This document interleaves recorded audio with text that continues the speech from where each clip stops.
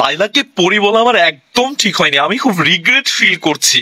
লাইলারে পরি বলা ভুল হয়ে গেছে, তাহলে লাইলা আসলে কি? ও আচ্ছা, লাইলা তো আসলে প্রিন্সেস ডাইনি, শুধু প্রিন্সেস ডাইনা।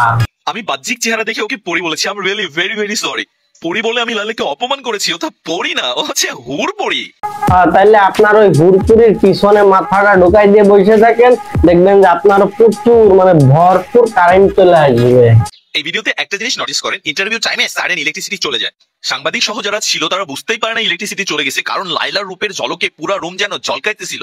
লাইলার রূপের ঝলকে না, বলেন লাইলার যে কারেন্ট মানে পিছনে যে কারেন্ট, ওই কারেন্টের থেকে ঘরে পুরো বিদ্যুৎ উৎপাদন হয়ে মানে ঘর পুরো আলো আলো হয়ে গেছে। সো লাইলা, আমি পরি বলে ভীষণ লজ্জিত, তুমি হচ্ছে আমার হুরপরি। লাইলা পরি, হুরপুরি, ডাইনি, ডাইনা, সে যেই হোক না কেন, কারণ কথা হলো ভাই তুই কেডা, তুই বেডা না বেডি, আমি সেইটাই বুঝতে পারলাম না। আমি তো বুঝতে পারলাম না, আপনারা বুঝলে অবশ্যই জানাবেন যে এটা বেডা না বেডি।